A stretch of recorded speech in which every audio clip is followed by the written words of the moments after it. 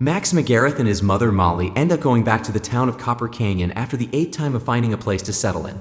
Years ago, his father Jim died in a supposed storm incident that hit their research laboratory, which is NTech. After that incident, Molly took Max and kept on transferring from one place to another as per finding a doctor that can help him with his unknown condition. Because of that, despite not being an actual loner, Max got used to not having any permanent friends. One afternoon, he is hanging out on the roof of their house and gets a glimpse of the old NTech lab.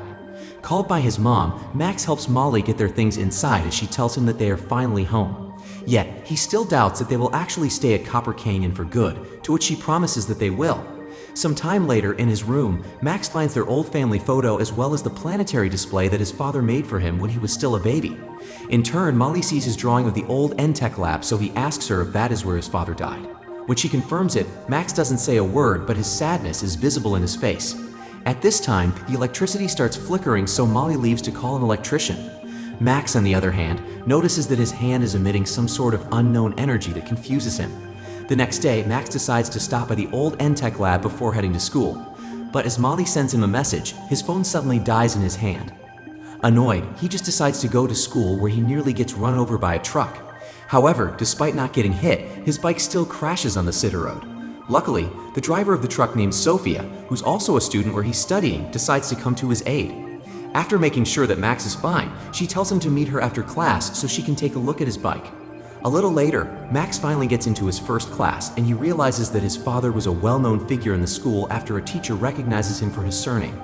In addition to that, there is also a picture of Jim on the bulletin board as once part of the school's science club. Upon the end of the class, Sophia picks up Max and takes him to her house to fix his bike. On their way, Max compliments her truck, in which she says that it was she and her dad that fixed it. Hearing that, he guesses that Sophia named the truck, but she just smiles at him. Not long after, they arrive home and Sophia finally finishes fixing the bike. At this time, the two start to have a moment, but they get interrupted when a radio suddenly turns on. With that, he awkwardly says bye and heads home. There, Max finds his mother talking to a man, who she introduces as Miles Edwards. At first, he doesn't have an idea who he is, but as Miles says that he was the one sending him random Christmas presents every year, Max finally recognizes him. Just then, he remembers that Miles used to work with his father. At dinner, Miles tells Max some stories about his father and states that he was a special man. In turn, he asks if Molly and Miles have been in touch all these years, to which Miles says that this is the first time that they have met. Molly then reveals to him that it was actually Miles that convinced her that it was time for them to come back to Copper Canyon. At this time, Max asks what was his role in NTech. According to Miles, he was mostly doing paperwork while Jim was the one who truly led them. Yet, Molly remarks that Miles managed to rebuild NTech and is the one managing it nowadays. But Miles points out that he is still following Jim's vision of saving the world even up to the present.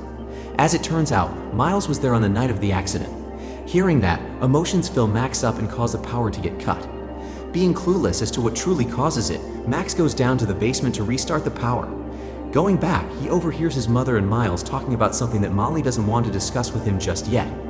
Meanwhile, at the new NTech lab, two researchers notice that the subject that they have been monitoring has finally shown signs of life. One of them also mentions that it is the first time that it happened in 16 years.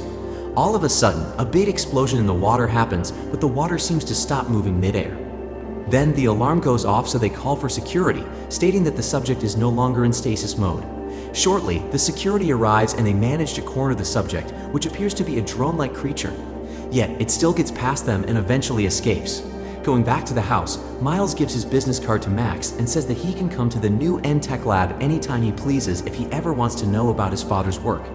Just then, Max goes to his room and researches the incident, where he finds footage of what happened and some articles suggesting that it was not a normal storm that hit NTech that day. However, his computer suddenly dies and it starts to annoy him. As he lightly slams the table, his hand starts glowing and releasing liquid-like energy. He tries to stop it, but it just overloads, cutting the power in the whole house again. The following day, he tries to harness his newfound ability by trying to turn on electrical appliances. However, he gets overly excited that he ends up destroying all of the appliances. With that, he just decides to go to school, where Sophia asks him to meet her at a diner the following day. Because of that, he gets overwhelmed again and causes the vending machine behind him to malfunction. At home, he cleverly uses rubber gloves so his energy will not affect his computer again as he tries to research what is happening to him. But, as expected, he doesn't find the answers that he is looking for. Later on, Max goes and finds his mother resting outside. At this time, he reveals to her that he overhears her conversation with Miles and asks why she is not telling him anything about his father. He even remarks that Copper Canyon knows more about Jim than him. In turn, Molly says that Jim was indeed a very special man, but he was also a complicated one. So, despite wanting him to know more about his father, she doesn't think that he is ready for the truth just yet.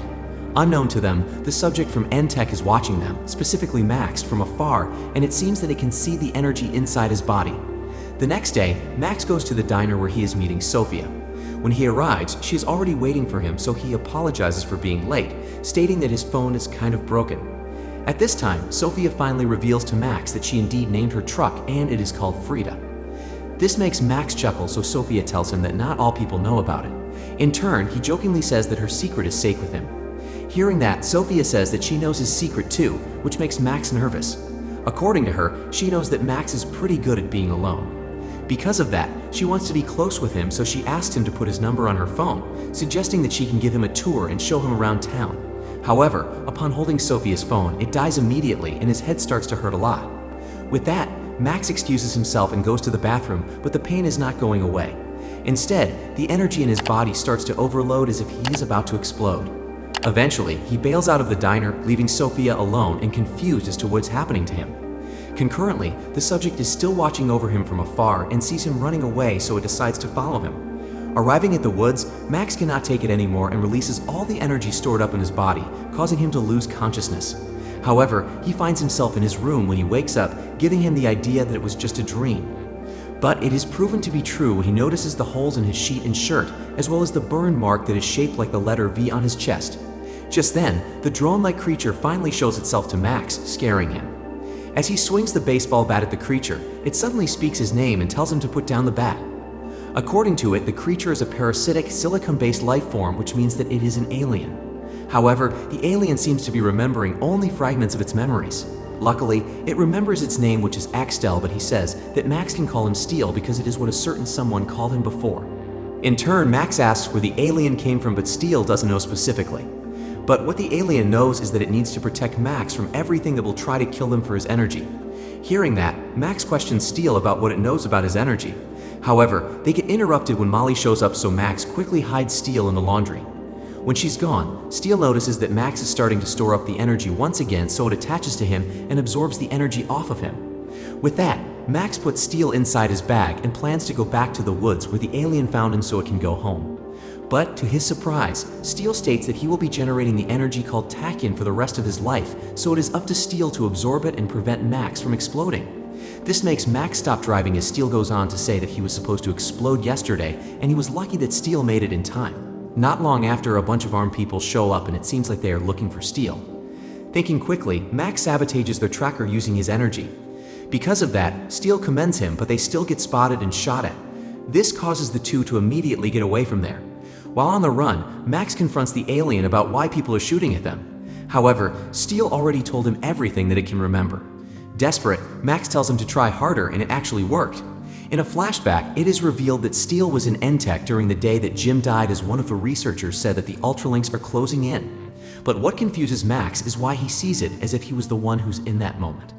At this time, Steel insists that the two of them are connected, and it may be the reason why he can see its memories through its point of view. Max asks what are Ultralinks and if Steel is one of them, to which it declines. According to Steel, Ultralinks are dangerous creatures as they destroy every world that they come to. Just then, Max notices that the armed men are close, so the two of them head to the school where they cannot follow. Arriving at school, Max struggles to hide Steel because he won't stop talking.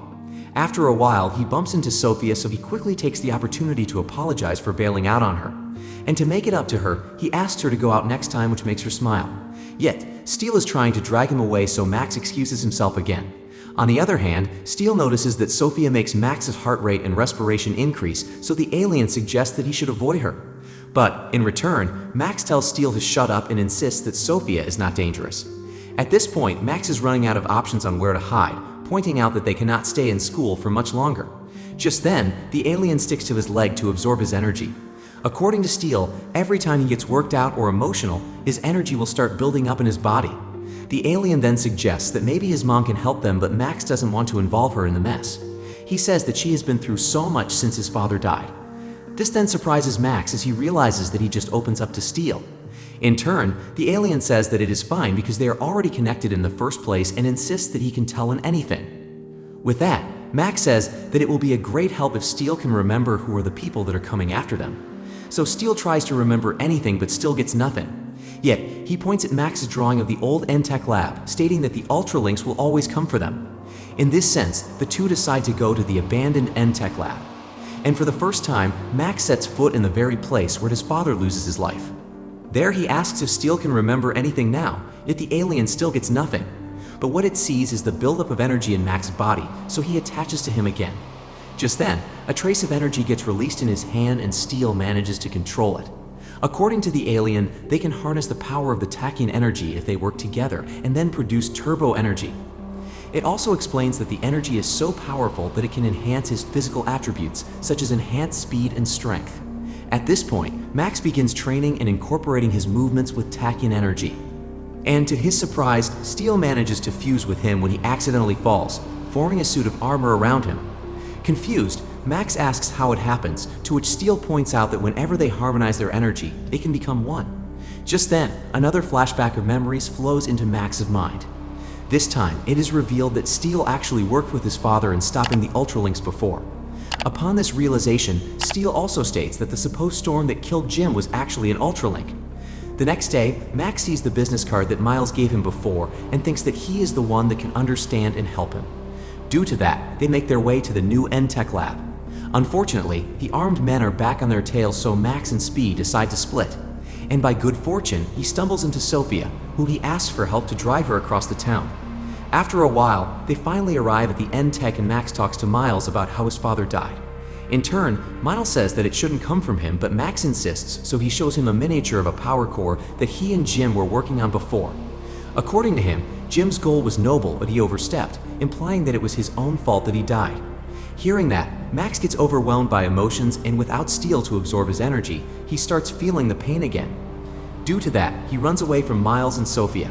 However, he gets suddenly attacked by an Ultralink that controls the wind to create a tornado. Luckily, Steel shows up just in time to fuse with him, eventually saving him. Just then, they use the turbo energy to take down the Ultralink, revealing that they are just like Steel. At this time, new memories come flashing by, and it shows that Steel seemed to betray Jim, which ended up costing his life. Because of that, Max gets angry at the confused Steel. In turn, Steel says otherwise and insists that it was helping Jim fight the other Ultralinks. But still, Max tells the alien to get away from him. With that, he goes home alone and gets scared when he sees that their house is surrounded by the armed men that were chasing him and Steel. To make matters worse, he gets spotted, so they run after him again. Fortunately, he uses his enhanced speed and loses them.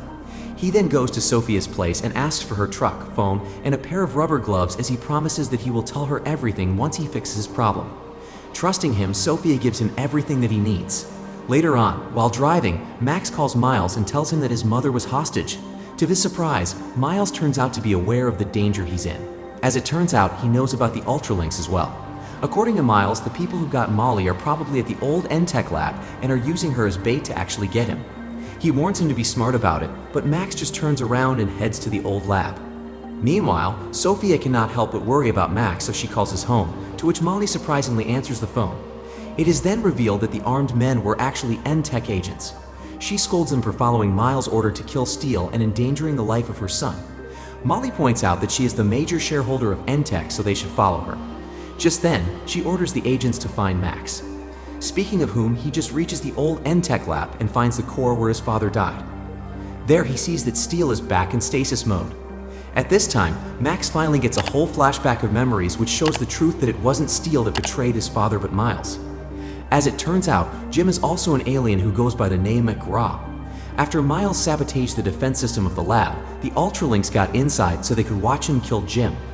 That was the deal Miles made with them, just so he could have Jim's tachyon energy. However, Jim didn't let him win and overloaded himself to explode. But before sacrificing himself, he told Steel to look for Max and take care of him when the right time comes.